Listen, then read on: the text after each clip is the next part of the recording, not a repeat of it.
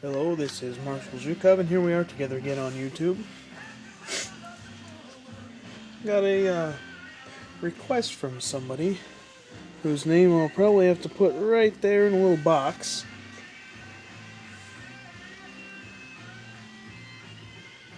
Who wanted the lowdown on the Steyr M95 straight pull carbine, pretty much.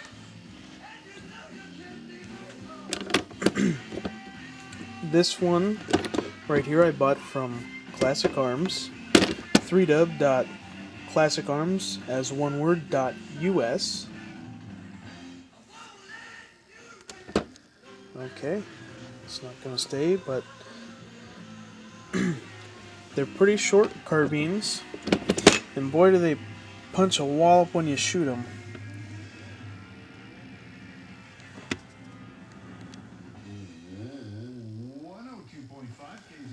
Hungarian Budapest carbine, and this one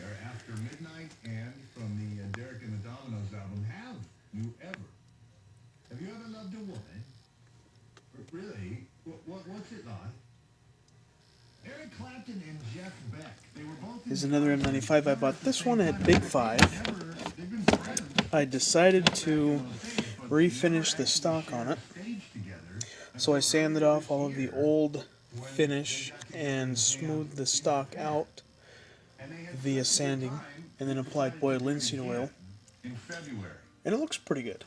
I don't like the light colored stocks much, but this one looks pretty good. Brought the grain out in the wood, and turned out pretty good. So I guess we can start with a quick bolt disassembly. So to remove the bolt out of one of these rifles, you push the trigger forward, and then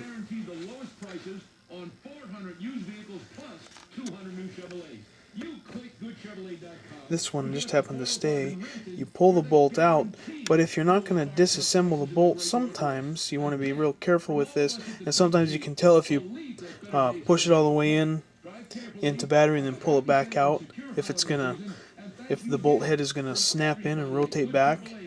This one stayed, which is good, but that's how you remove the bolt.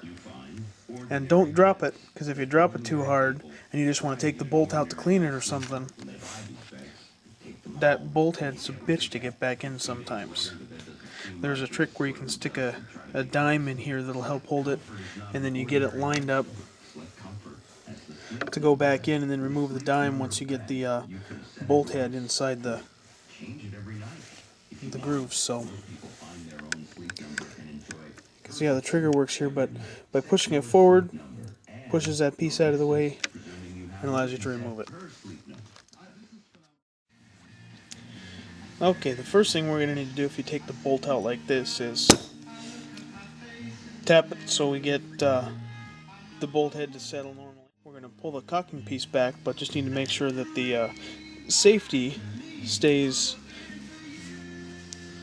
and then hold it with your finger, and then it's just going to be a matter of unscrewing the cocking knob here.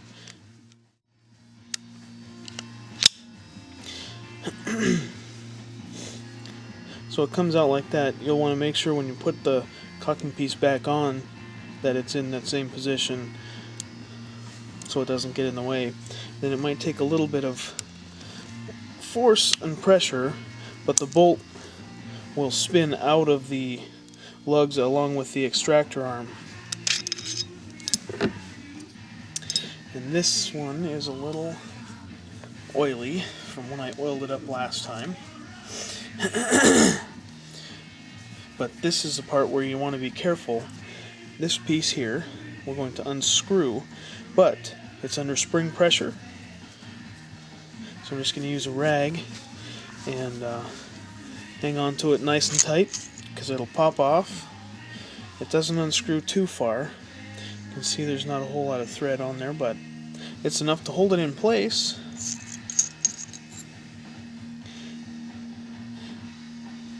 Reverse assembly. Might be a little tricky getting it started.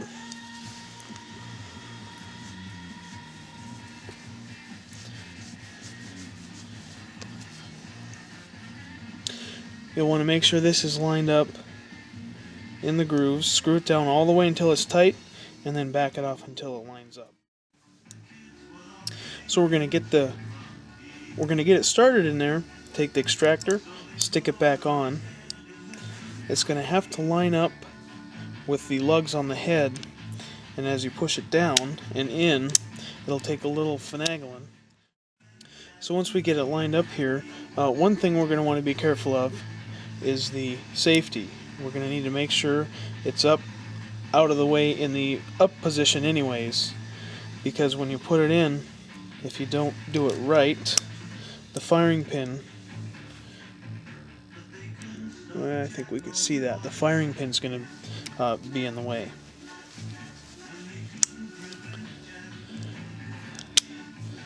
So it's out of the way now. We'll just tap it down, and then reinstalling the cocking knob, screw it back on, put the safety in the up position again, and it's going to screw on. It's not all the way on yet. As far as you can, and it's upside down from where it should be. It won't screw any tighter. We'll back her off, and she's ready to go back in the rifle.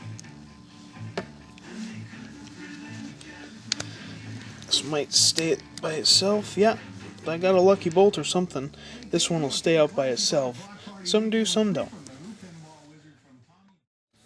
Okay, depending on how far apart you want to take this, removal of the handguard to get the rifle out of the stock is pretty straightforward.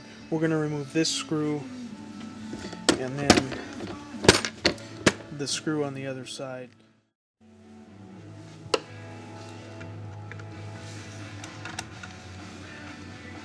The screw goes all the way through.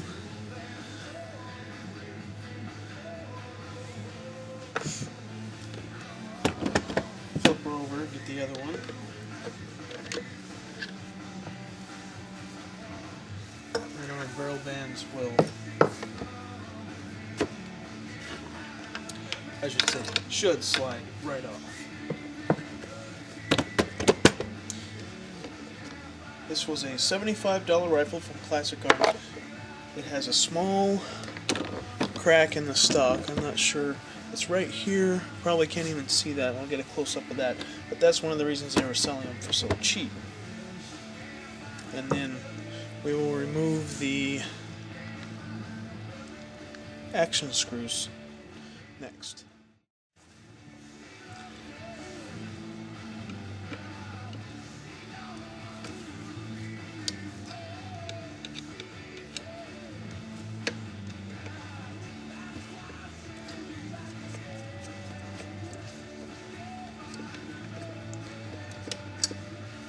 And this rifle was really pretty clean.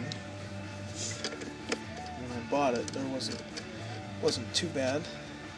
I've changed out a couple parts on it. I've switched between the two, and I had a broken magazine release spring. I guess it would be a charging clip, 5-round clip, and then the rifle will come out of the stock.